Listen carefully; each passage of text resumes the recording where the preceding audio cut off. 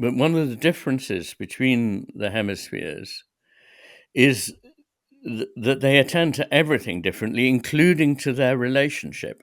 So, as I say, the left hemisphere is not aware of the importance of the right hemisphere. The right hemisphere is aware of the need for the left hemisphere.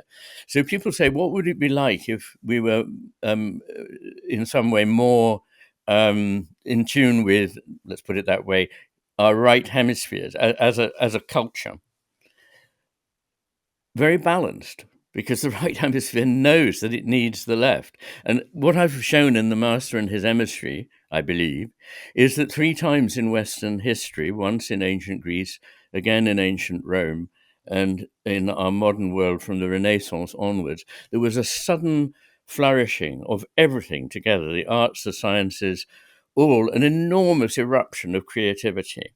And then gradually each society became more sclerotic, more hierarchical, over uniform, uncreative, unknowing of the things that it seemed to have known before, and eventually collapsed. I think what happens is the society overreaches itself. A civilization can overreach itself. And when it does, it collapses. But I can't think of an example of a society that was over right hemisphere leaning, if you like, because when it's the right hemisphere is in charge, all is well, because it welcomes the knowledge of the left hemisphere. There's a maneuver I ought to explain, which is the way in which we gather our understanding of the world. Things, even new information of any kind, is first taken on board by the right hemisphere. It's then almost immediately passed to the left hemisphere to classify it, analyze it, break it down, and so forth. But crucially, the results of that process must be returned to the right hemisphere so that it can be incorporated into the now enriched picture of the whole.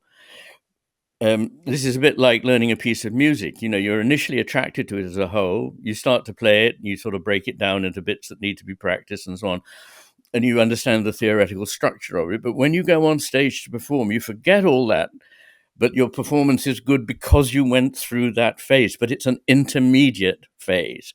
And what we're doing all the time is handing things to the left hemisphere, which breaks them down and says, oh, I've got it, I understand it. But it doesn't really understand anything.